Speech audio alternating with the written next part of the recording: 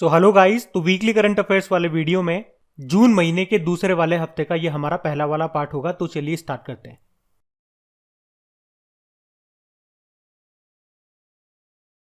तो इस प्रश्न में आपसे पूछ रहे हैं अभी हाल ही में विश्व खाद्य सुरक्षा दिवस 2022 कब मनाया गया। तो आंसर होगा 7 जून को। इसे इंग्लिश में बोलेंगे वर्ल्ड फूड सेफ्टी डे, जो कि हर साल 7 जून को ही मनाया जाता है। थीम क्या है? सुरक्षित भोजन बेहतर स्वास्थ्य, safer food better health.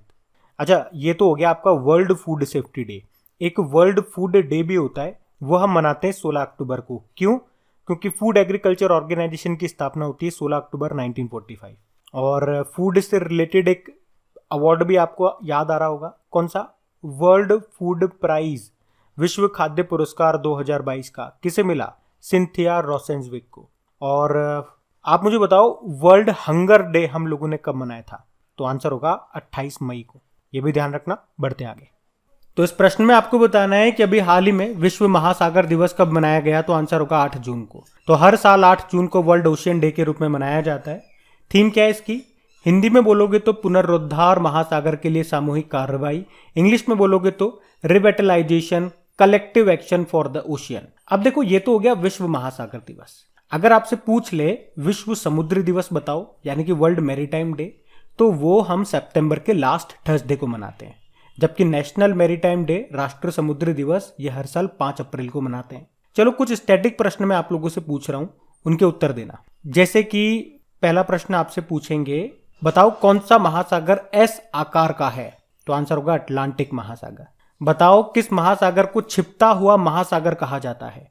Arctic महासागर को। और सबसे छोटा महासागर भी यही है, आर्कटिक। सबसे बड़ा कौन सा है? प्रशांत। अच्छा, मेरियाना ट्रेंच किस महासागर में स्थित है? प्रशांत महासागर में। और रिंग ऑफ फायर ये किस महासागर में है? तो प्रशांत महासागर में। अच्छा, बर्मुडा ट्रायंगल किस महासागर में है? उत्तरी अटलांटिक महासागर। अच्छा, एक और प्रश्न का उत्तर दो, भूमध्य सागर का प्रकाश स्तंभ किसे कहते हैं? वैसे ये जो प्रश्न है ये तो ज्वालामुखी से संबंधित हो गया, लेकिन चलो बताओ आप, महासागर में तो है ही सही। भूमध्य सागर यानी कि मेडिटेरियन सी, इसका प्रकाश स्तंभ कहते हैं स्ट्राम्बोली ज्वालामुखी को। और भूमध्य सागर की कुंजी किसे कहते हैं? मतलब किस जल संधि को कहते हैं भूमध्य सागर की कुंजी? जिब्राल्टर जल संधि। और एक और प्रश्न आपको याद आएगा, भूमध्य सागर और लाल सागर को जोड़ने वाली नहर कौन सी है? तो आंसर होगा स्वेज नहर। ये सारे इंपॉर्टेंट क्वेश्चन है, ये आपको याद होने चाहिए। और मैंने आपको बताया ना, जो अपना रिवीजन वाला वीडियो है उसमें जो स्टैटिक क्वेश्चन हम लोग करते हैं, वहां पे ये सारे क्वेश्चन मैं आपको बता चुका हूं। तो अगर आप वो रिवीजन वाला वीडियो अभी तक नहीं देखते हैं तो उसको देखना स्टार्ट करें, आपको बेनिफिट पहले दिन से होना स्टार्ट हो जाएगा।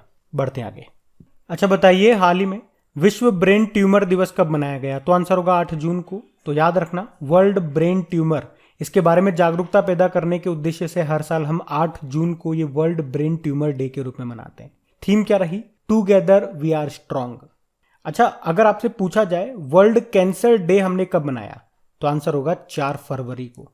और वैसे कैंसर के अध्ययन को, स्टडी को क्या कहते हैं? ऑन्कोलॉजी कहते हैं। बढ़ते हैं आगे।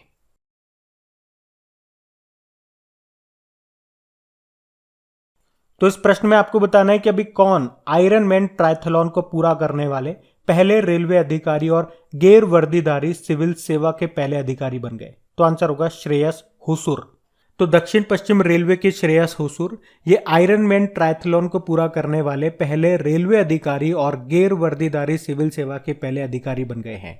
इस आयोजन में क्या क्या होता है मैंने आपको एक उदाहरण से समझाया था। एक मूवी आई थी स्टूडेंट ऑफ द ईयर, जिसमें आपने देखा होगा एक कंपटीशन होता है जिसमें रेसिंग भी होती है, दौड़ भी होती है, स्विमिंग भी होती है।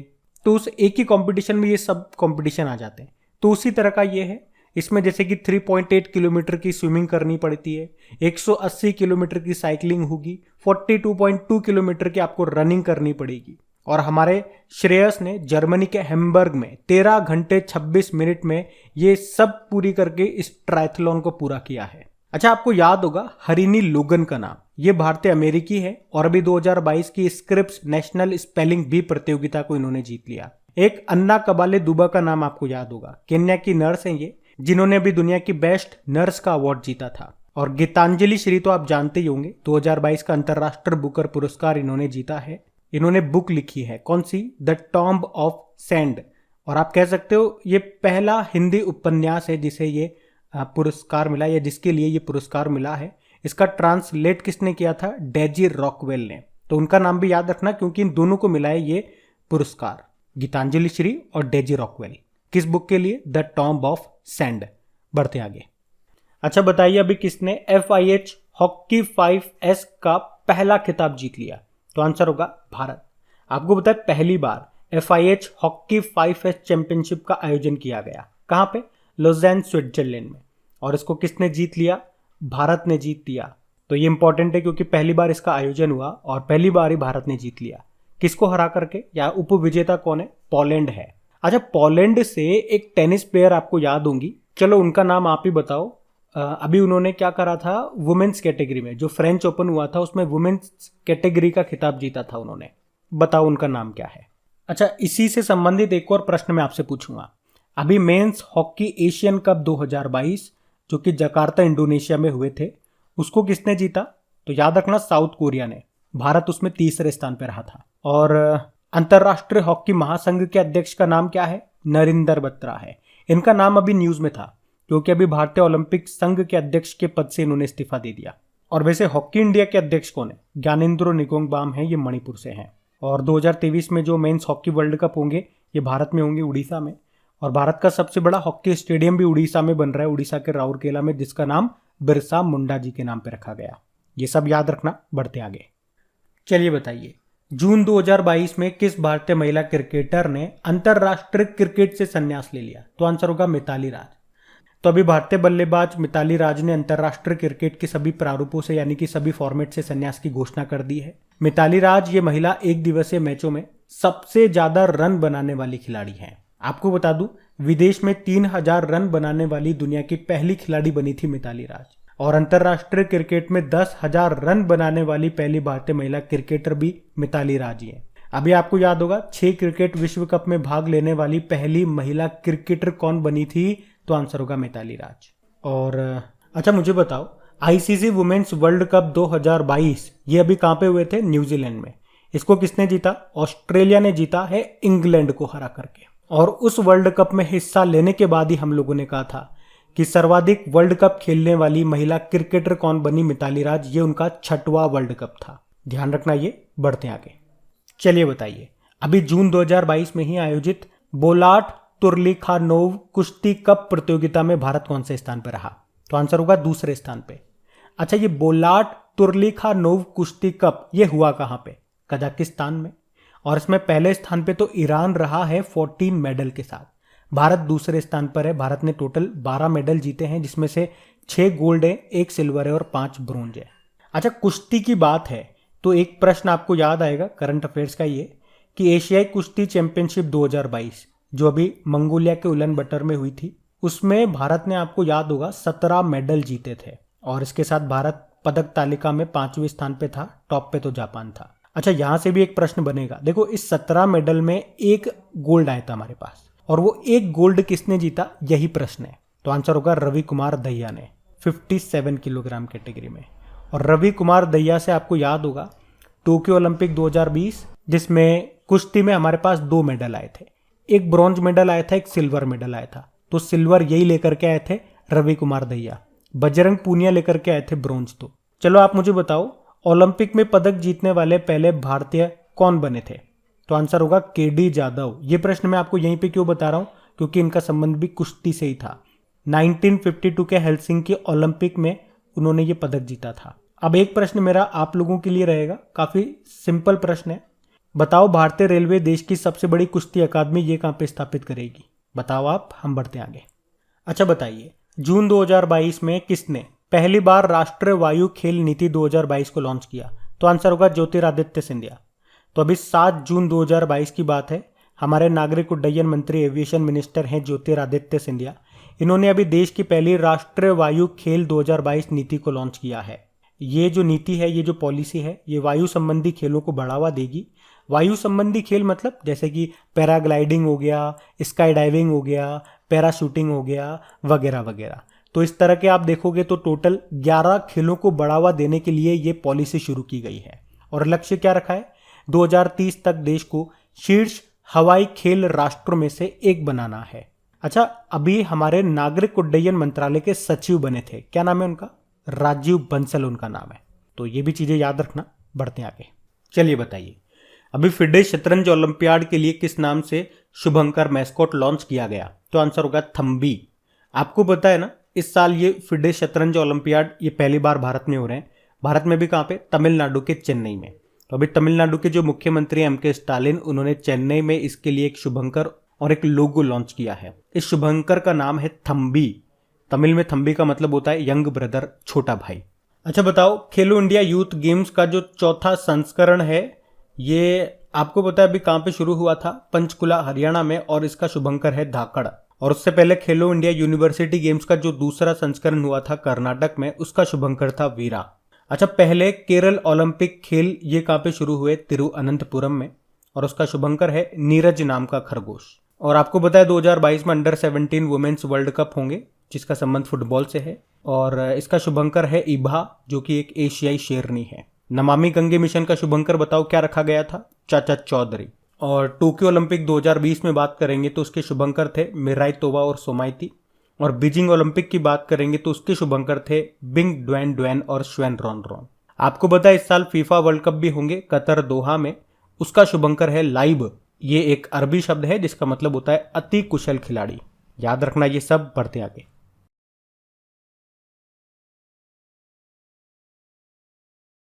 तो इस प्रश्न में आपसे पूछ रहे हैं कि अंतरराष्ट्रीय एल्यूमिनियम संस्थान के नए अध्यक्ष कौन बन गए? तो आंसर होगा सतीश पाई। तो अभी इंटरनेशनल एल्यूमिनियम इंस्टीट्यूट ने सतीश पाई को अपना नया अध्यक्ष नियुक्त किया है।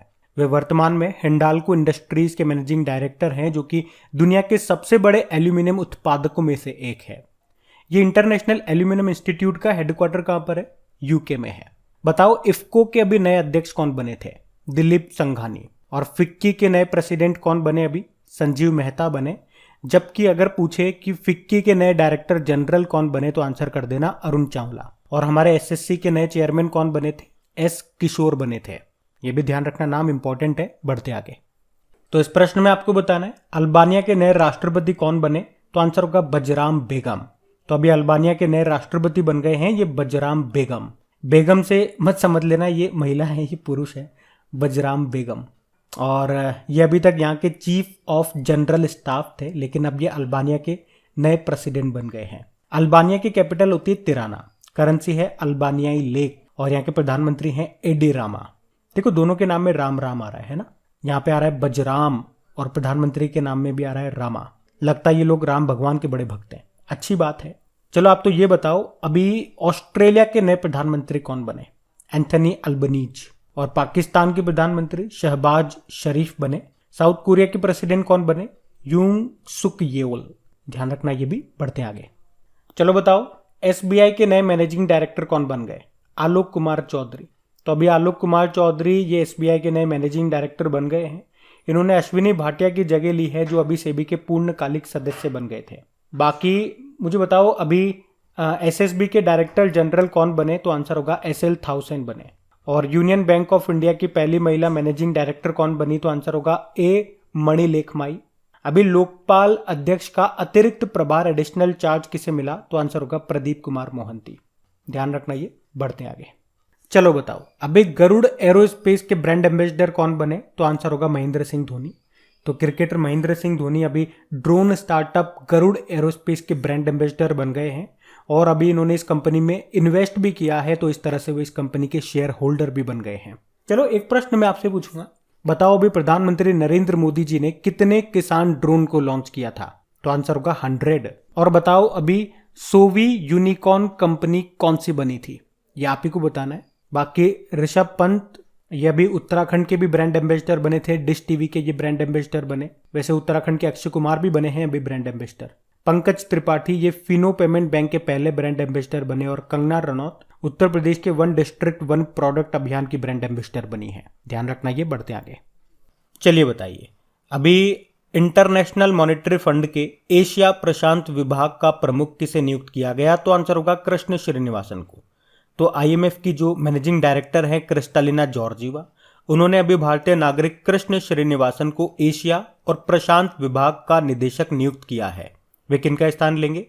चांग योंग री का। अभी आपको याद होगा इंटरनेशनल एल्यूमिनियम इंस्टीट्यूट के अध्यक्ष बने थे सतीश पाई, और नागरिक उड्डयन सुरक्षा ब्यूरो यानी कि bureau of civil aviation security के डायरेक्टर जनरल बने थे जुल्फिकार हसन, और सशस्त्र सीमा बल के डायरेक्टर जनरल बने थे एस.एल. थाउसेन। अभी इंटरनेशनल मॉनेटरी फंड की बात करें तो इसका हेडक्वार्टर वॉशिंगटन डीसी में है, और वर्ल्ड बैंक का हेडक्वार्टर भी यहीं पर है वॉशिंगटन डीसी में। और इन दोनों को ट्विंस सिस्टर जुड़वा बहिनें कहा जाता है। क्यों? क्योंकि इन दोनों की जो स्थापना है 1944 में अमेरिका के ब्रेटन वुड सम्मेलन में हुई थी। वैसे आईएमएफ में टोटल सदस्य देश कितने हैं? 190, और सबसे नवीनतम है एंडोरा। याद रखना, बढ़ते आगे। चलिए बताइए, किसे प्रसार भारती के मुख्य कार्यकारी अधिकारी का अतिरिक्त प्रभार सौंपा गया? तो आंसर होगा मयंक कुमार अग्रवाल को।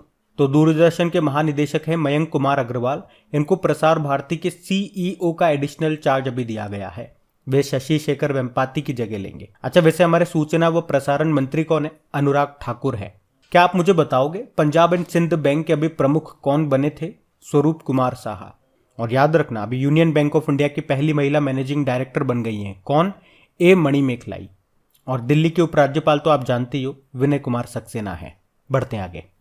चलिए बताइए, अभी हाल ही में इंडो यूके कल्चर प्लेटफॉर्म के एम्बेसडर कौन बन गए? तो आंसर होगा ए.आर. रहमान। तो अभी ए.आर. रहमान को ब्रिटिश काउंसिल के India UK together culture season का एम्बेसडर नामित किया है, जिसका उद्देश्य क्या है? उभरते कलाकारों को सकारात्मक प्लेटफॉर्म उपलब्ध कराना और इसके साथ उनके लिए सहयोग को बढ़ावा देना। बाकी आपको याद होगा, अभी अक्षय कुमार उत्तराखंड के ब्रांड एम्बेसडर बने थे। ऋषभ पंत ये भी डिश टीवी के ब्रांड एम्बेसडर बने थे, और दीपिका पाडुकोण से याद होगा, एक लग्जरी ब्रांड है लुइस वुइटन, इसकी ये पहली भारतीय ब्रांड एम्बेसडर बनी थी।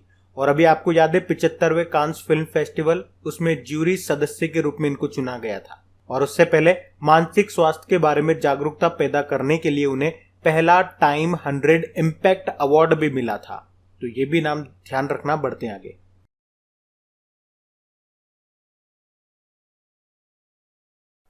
अच्छा बताइए, अभी हाल ही में संयुक्त राष्ट्र ग्लोबल कॉम्पैक्ट द्वारा मान्यता प्राप्त करने वाले पहले भारतीय कौन बन गए? तो आंसर होगा रामकृष्ण मुक्काबिली। तो दुनिया में पहली बार किसी भारतीय को संयुक्त राष्ट्र ग्लोबल कॉम्पैक्ट के द्वारा जल प्रबंधन के लिए वैश्विक सतत विकास लक्ष्य पायनियर नामित किया गया है। अच्छा, इसी तरह से आपको याद होगा कि TVS motor United nation global compact में शामिल होने वाली पहली भारतीय दोपहिया निर्माता बनी थी। ये पिछले साल की न्यूज है। अभी आप बताओ, यूनिसेफ ने प्रतिरक्षण चैंपियन पुरस्कार यानी कि इम्यूनाइजेशन चैंपियन अवार्ड ये किसे दिया? आरजे उमर निसार को। और गीतांजलि श्री आप जानते हो इंटरनेशनल बुकर प्राइज 2022 का जीता इन्होंने। साथ में और कौन है? डेजी रॉकवेल है। एक्चुअली में गीतांजलि श्री ने हिंदी में एक बुक लिखी थी, बुक का नाम है टॉम्ब ऑफ सैंड, उसका ट्रांसलेट किया था अंग्रेजी में डेजी रॉकवेल ने, और इन दोनों को मिला है इंटरनेशनल बुकर प्राइज 2022 का। और रॉयल गोल्ड मेडल 2022 का किसे मिला? बीवी दोषी को मिला है। याद रखना ये। बढ़ते आगे। अच्छा बताइए, अभी हाल ही में गांजे के उपभोग को वैध यानी कि लीगल बनाने वाला पहला एशियाई देश कौन सा बना? तो आंसर होगा थाईलैंड। तो अभी थाईलैंड ने गांजा उगाने और उसे खाद्य पेय पदार्थों में इस्तेमाल करने को लीगल कर दिया है, और ऐसा करने वाला वो पहला एशियाई देश बन गया है। हालांकि इसका धूम्रपान करना अभी अवैध ही रहेगा, इलीगल ही रहेगा। एक्चुअली में थाईलैंड में दर्द थकान को दूर करने के लिए पारंपरिक तौर पर गांजा इस्तेमाल होता है, और 2018 में दवा के तौर पर इसके इस्तेमाल को लीगल बनाया गया था। अच्छा, अगर मैं आपसे पूछूं किस देश ने भांग की खेती को औषधीय उपयोग के लिए वैध बनाया, लीगल बनाया? तो आंसर होगा लेबनान। और निजी इस्तेमाल के लिए भांग को मंजूरी देने वाला पहला यूरोपीय राष्ट्र कौन सा बना था? तो आंसर होगा माल्टा। अभी आपको याद होगा आंध्र प्रदेश की पुलिस ने गांजे की खेती और आपूर्ति को खत्म करने के लिए एक ऑपरेशन चलाया था, जिसे कहते हैं ऑपरेशन परिवर्तन। तो ये पॉइंट भी साथ में याद रखोगे तो याद रखने में आसानी रहेंगी चीजें। बढ़ते आगे। चलिए बताइए, अभी जून 2022 में ड्रोन नीति को मंजूरी देने वाला पहला राज्य कौन सा बन गया? तो आंसर होगा हिमाचल प्रदेश। तो अभी हिमाचल प्रदेश के जो मुख्यमंत्री हैं जयराम ठाकुर, उन्होंने हिमाचल प्रदेश ड्रोन नीति 2022 को मंजूरी दे दी है, और ये पॉलिसी बनने से प्रदेश में ड्रोन परिवहन का वैकल्पिक माध्यम बनेगा। प्रदेश में उद्योगपति भी ड्रोन उद्योग के लिए निवेश कर सकते हैं, और इस तरह हिमाचल प्रदेश ड्रोन के सार्वजनिक उपयोग को औपचारिक रूप से स्वीकार करने वाला देश का पहला राज्य भी बन गया है। और हिमाचल प्रदेश के कांगड़ा जिले के शाहपुर में पहला ड्रोन प्रशिक्षण स्कूल भी खोला जाएगा। चलो आप मुझे बताओ, अभी स्वास्थ्य सेवा में ड्रोन लॉन्च करने वाला पहला भारतीय राज्य कौन सा बना था? तो आंसर होगा उत्तराखंड। और अगर आपसे पूछे कि अभी भारत का सबसे बड़ा ड्रोन महोत्सव का आयोजन कहाँ पे किया गया था, जिसका उद्घाटन प्रधानमंत्री नरेंद्र मोदी जी ने किया, तो आंसर होगा नई दिल्ली में। और देश का पहला ड्रोन स्कूल कहाँ पे खोला गया?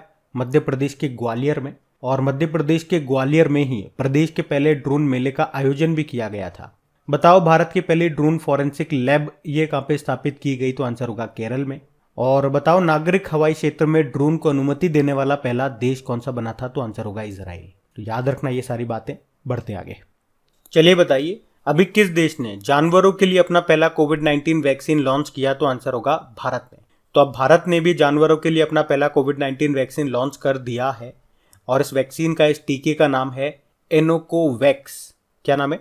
एनोकोवैक्स नाम है। और इसे किसने तैयार किया? तो हरियाणा की ICAR national research centre on इक्विन्स ने इसे तैयार किया है, जो कि जानवरों के लिए भारत का पहला घरेलू कोविड-19 वैक्सीन है।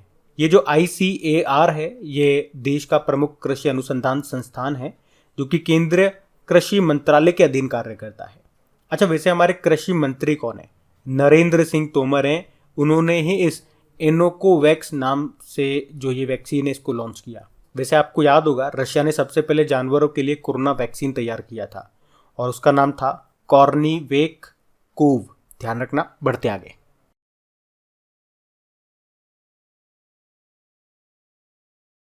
तो इस प्रश्न में आपको बताना है कि बजाज फाइनेंस लिमिटेड के साथ साझेदारी में किस बैंक ने भारत में अपना पहला क्रेडिट कार्ड लॉन्च करने की घोषणा की? तो आंसर होगा DBS बैंक। तो DBS बैंक इंडिया ने बजाज फाइनेंस लिमिटेड के साथ साझेदारी में भारत में अपना पहला क्रेडिट कार्ड लॉन्च करने की अभी घोषणा की है। ये जो DBS बैंक है, ये सिंगापुर का एक बैंक है, जिसका हेडक्वार्टर आपको सिंगापुर में मिलेगा और इसके CEO हैं पीयूष गुप्ता। आपको याद होगा कुछ समय पहले DBS बैंक इंडिया ने कॉरपोरेट ग्राहकों के लिए ग्रीन डिपॉजिट प्रोग्राम भी शुरू किया था। चलो आप मुझे बताओ, अभी कॉन्फेडरेशन ऑफ इंडियन इंडस्ट्री के अध्यक्ष कौन बने हैं 2022-23 के लिए? तो आंसर हो जाएगा संजीव बजाज। ये बजाज फिनसर्व लिमिटेड के CMD है। बाकी यूनियन बैंक ऑफ इंडिया, इसकी अभी पहली महिला MD CEO बनी थी कौन? A मणिमेखलाई। ये इंपॉर्टेंट क्वेश्चन है, नया क्वेश्चन है, ध्यान रखना। और इंडसइंड बैंक ने अभी सैलेंट मॉडल बैंक अवार्ड जीता है। और ICICI बैंक की बात करें तो MSMEs के लिए open for all digital ecosystem को इसने लॉन्च किया था। ये भी पॉइंट्स ध्यान रखना। बढ़ते आगे।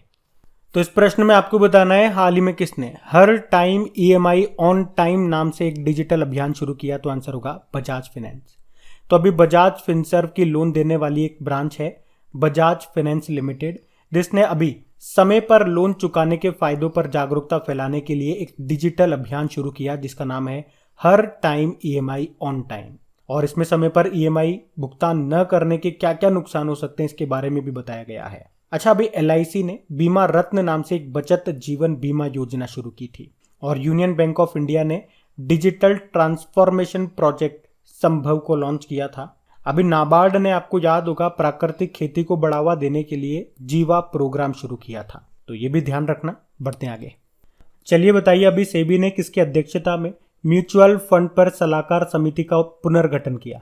तो आंसर होगा उषा थोराट ने। तो अभी सेबी ने अपनी म्यूचुअल फंड समिति का पुनर्गठन किया है और RBI के जो पूर्व डेप्यूटी गवर्नर रही है उषा थोराट, उनको इस समिति का अध्यक्ष बनाया गया है। इस तरह से वे अरुंधति भट्टाचार्य की जगह लेंगी। देखो आपको बता दूं, सेबी ने सबसे पहले 2008 में CB भावे की अध्यक्षता में म्यूचुअल फंड सलाहकार समिति का गठन किया था। इस समिति का उद्देश्य क्या है? म्यूचुअल फंड उद्योग के विकास और नियामक पहलुओं पर सेबी को सलाह देना। आपको याद होगा अभी AK सीकरी की अध्यक्षता में चारधाम परियोजना समिति का गठन किया गया था। और अभी सुप्रीम कोर्ट ने जो पूर्व जज है इंदु मल्होत्रा, उनकी अध्यक्षता में 5 सदस्यीय कमेटी का गठन किया था। किस लिए किया था? आपको याद होगा प्रधानमंत्री जो पंजाब की यात्रा में गए थे तो उनकी सुरक्षा में उल्लंघन देखा गया था। मतलब किसान रास्ते में आ गए थे, तो पंजाब यात्रा के दौरान उनकी जो सुरक्षा में उल्लंघन हुआ उसकी जांच के लिए बनाई गई थी ये इंदु मल्होत्रा की अध्यक्षता में समिति। इतना सा आपको याद रखना है। आज आपको बताएं, सेबी की स्थापना 1988 में भारत सरकार की तरफ से कर दी गई थी, लेकिन आधिकारिक तौर पर सेबी को कानूनी मान्यता कब मिलती है? 1992 में। हेडक्वार्टर इसका कहाँ पर है? मुंबई में है। और अभी इसकी पहली महिला अध्यक्ष कौन बन गई है? माधवी पुरी बुच बन गई है, ये भी ध्यान रखना। बढ़ते हैं आगे।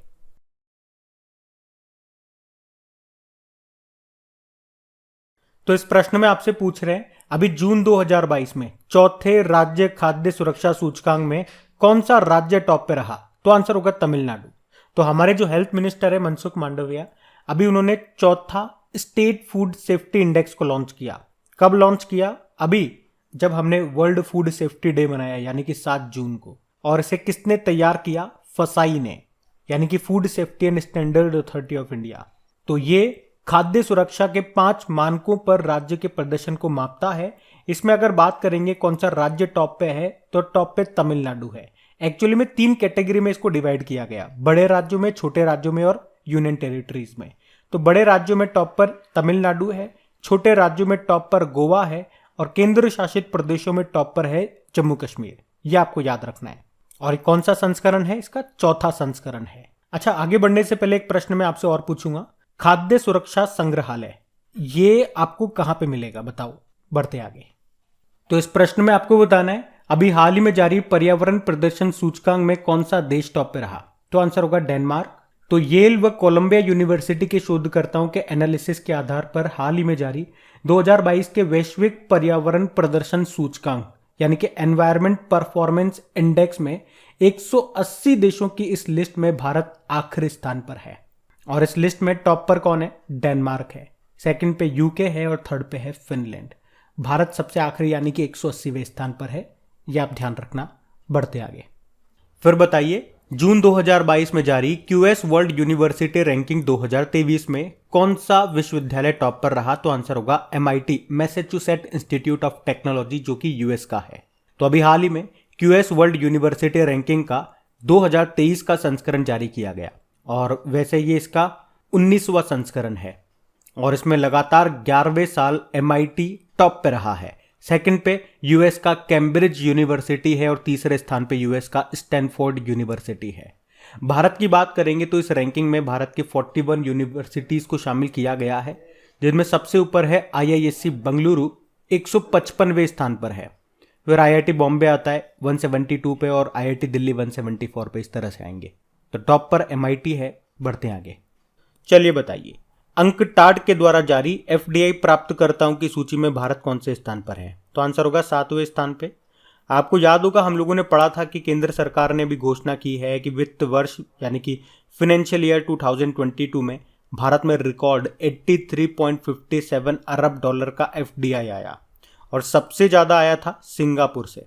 और कहाँ पे, भारत में कहाँ पे सबसे ज़्यादा आया ये पूछेंगे तो आंसर होगा कर्नाटक में। और पूछे किस फील्ड में सबसे ज़्यादा आया, तो कंप्यूटर, सॉफ्टवेयर एंड हार्डवेयर में। तो यहाँ से ये 3 प्रश्न हमने पढ़े थे। और अभी अंकटाड ने सबसे ज़्यादा FDI प्राप्त करने वाले देशों की लिस्ट जारी की है, जिसमें भारत एक स्थान ऊपर चढ़कर 7वें स्थान पे आ गया। इसमें टॉप पर है यूएस, मतलब यूएस में सबसे ज़्यादा FDI आया है 2021 में। सेकंड पे चाइना है, थर्ड पे हांगकांग है और भारत 7वें स्थान पर बताया गया। अंकटाड मतलब होता है United nation conference on trade and development, जिसका हेडक्वार्टर मिलेगा जेनेवा स्विट्जरलैंड में। और अंकटाड की पहली महिला अध्यक्ष का नाम क्या है? रेबेका ग्रिन्सपन। तो ये भी याद रखना, अच्छा प्रश्न है। बढ़ते आगे।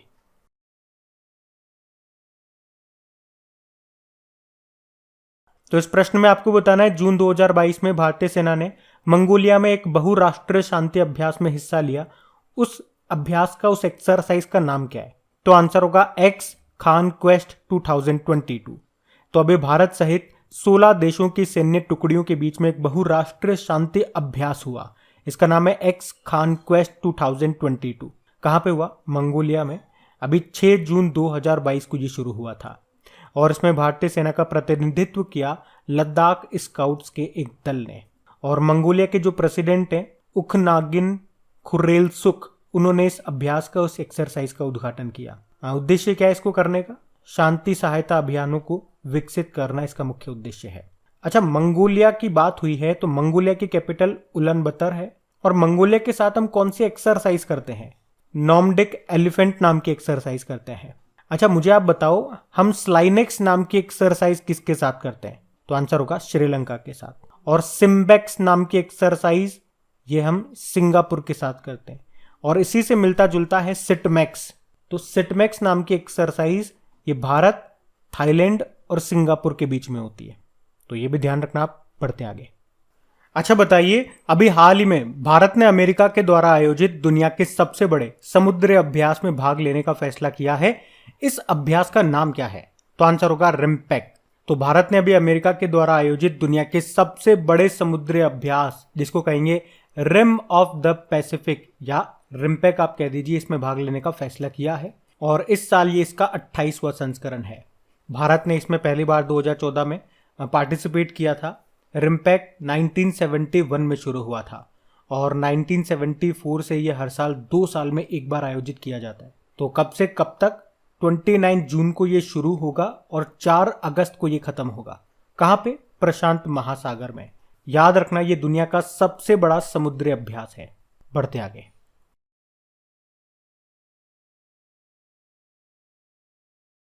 तो इस प्रश्न में आपसे पूछ रहे हैं कि किसे सिक्किम की स्टेट बटरफ्लाई घोषित किया गया? तो आंसर होगा ब्लू ड्यूक को। तो अभी सिक्किम के जो मुख्यमंत्री हैं पीएस गोले, उन्होंने वर्ल्ड एनवायरनमेंट डे के मौके पर ब्लू ड्यूक को सिक्किम का स्टेट बटरफ्लाई घोषित किया है।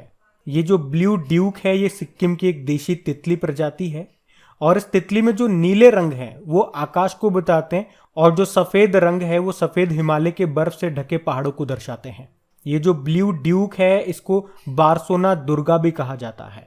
अच्छा, तितली से आपको याद आएगा केसर ए हिंद, ये अरुणाचल प्रदेश की राज्य तितली घोषित की गई थी। और केटली से कुछ याद आ रहा है? सिक्किम की राज्य मछली बनी थी केटली। चलो आप मुझे बताओ, भारत का पहला पोलिनेटर पार्क कहां पे खुला है? तो फिर आपका आंसर होना चाहिए उत्तराखंड में। सिक्किम की कैपिटल गंगटोक है, गवर्नर है गंगा प्रसाद और मुख्यमंत्री पीएस गोले।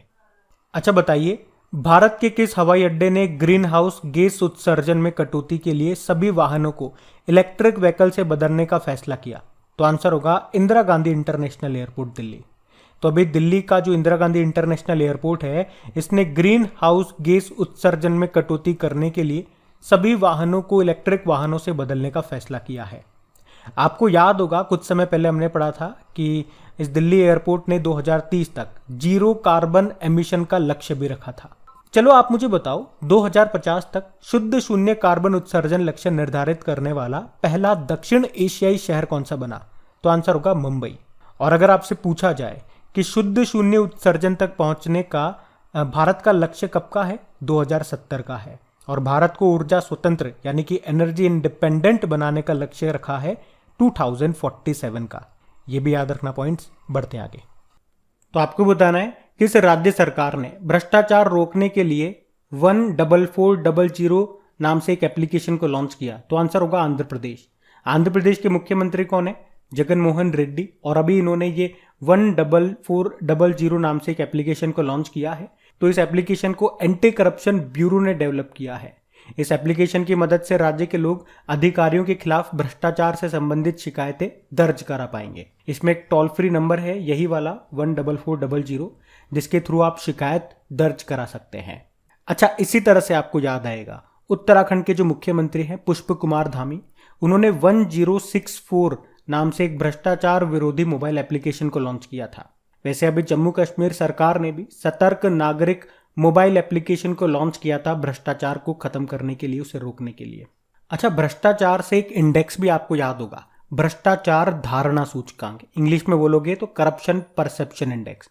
उसमें भारत 85 नंबर पे रहा और उसमें टॉप पे था डेनमार्क।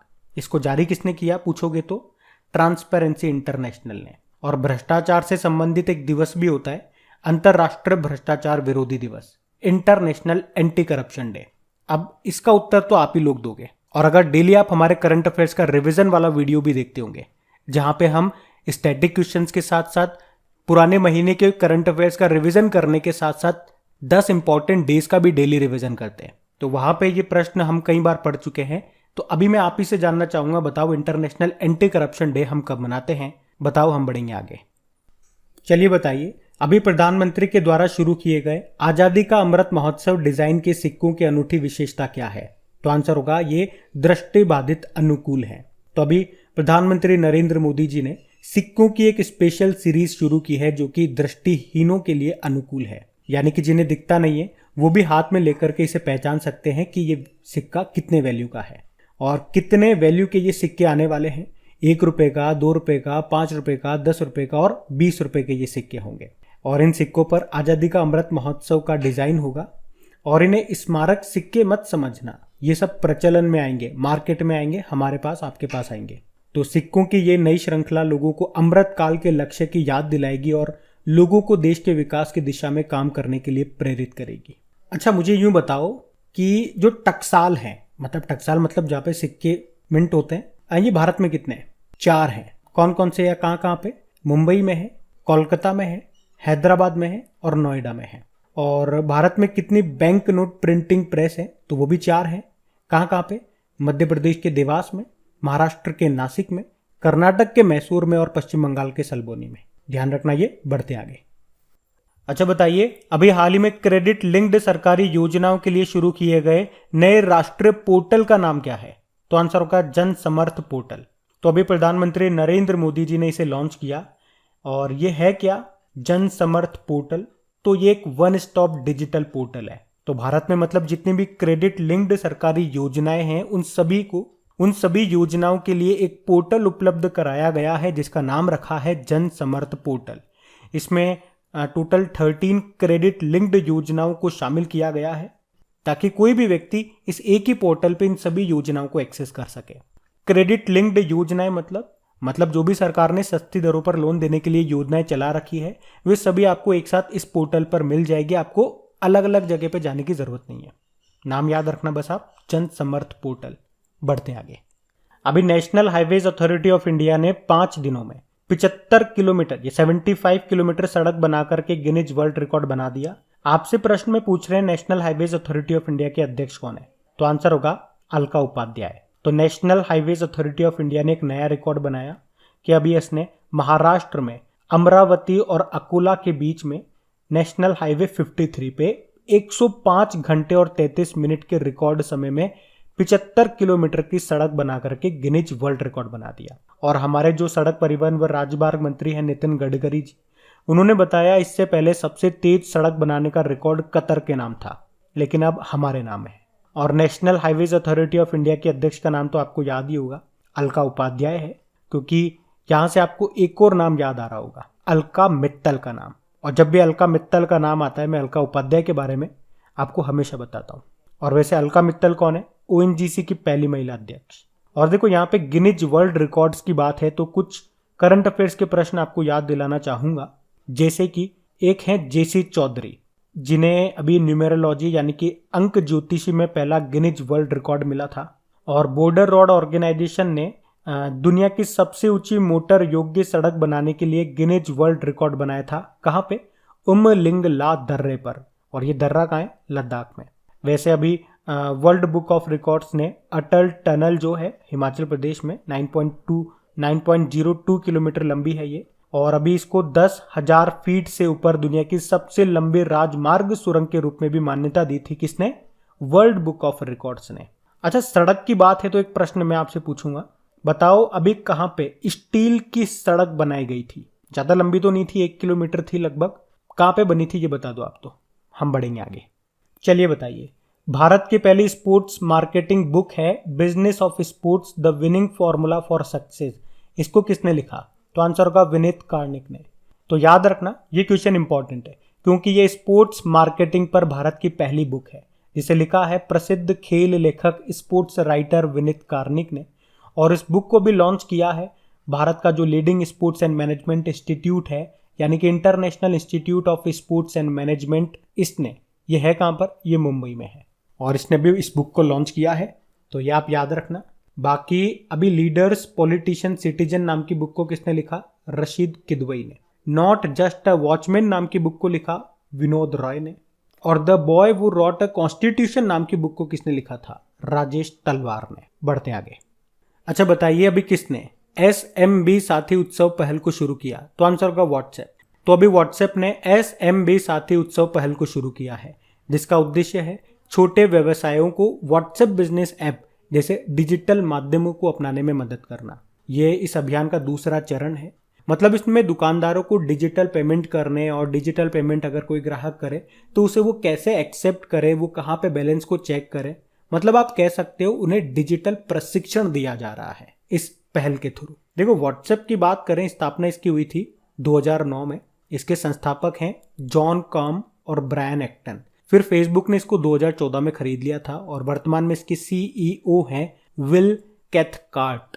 अच्छा, एक प्रश्न और बनेगा, अभी करंट अफेयर्स का प्रश्न है कि अभी इंस्टाग्राम ने लापता बच्चों को खोजने में मदद करने के लिए एक नया फीचर लॉन्च किया था, तो बता सकते हो उस नए फीचर का नाम क्या है? तो जब भी मैं आपको कोई क्वेश्चन का आंसर देता हूं, बिल्कुल अलर्ट होकर के आप ध्यान से मेरी बातों को सुनते हो, तो इस प्रश्न का उत्तर आप दे दोगे। अब बताओ इसका उत्तर क्या है? चलो बताओ, अभी जून 2022 में किस राज्य या केंद्र शासित प्रदेश में खीर भवानी मेले का आयोजन किया गया? तो आंसर होगा जम्मू कश्मीर में। तो अभी 8 जून 2022 की बात है, जम्मू कश्मीर में ये खीर भवानी मेले का आयोजन किया गया। ये जो मेला है ये जम्मू कश्मीर के गांदरबल जिले की प्रसिद्ध रागण्या देवी मंदिर में मनाया जाता है और इन देवी को स्थानीय रूप से माता खीर भवानी के नाम से भी जाना जाता है। ये जो त्योहार है ये हिंदू कैलेंडर के अनुसार ज्येष्ठ अष्टमी के दिन मनाया जाता है। यहाँ पे खीर मतलब होता है चावल का हलवा, जो कि देवी को खुश करने के लिए अर्पित किया जाता है। इसी तरह से आपको याद होगा एक बंगस आवाम मेला, ये भी मनाया जाता है जम्मू कश्मीर में। हेरथ महोत्सव हमने जम्मू कश्मीर में मनाया था। कंचोथ महोत्सव हमने जम्मू कश्मीर में मनाया था और पहला अहरबल महोत्सव ये भी मनाया गया था जम्मू कश्मीर में ही। तो ये सब याद रखना, बढ़ते आगे।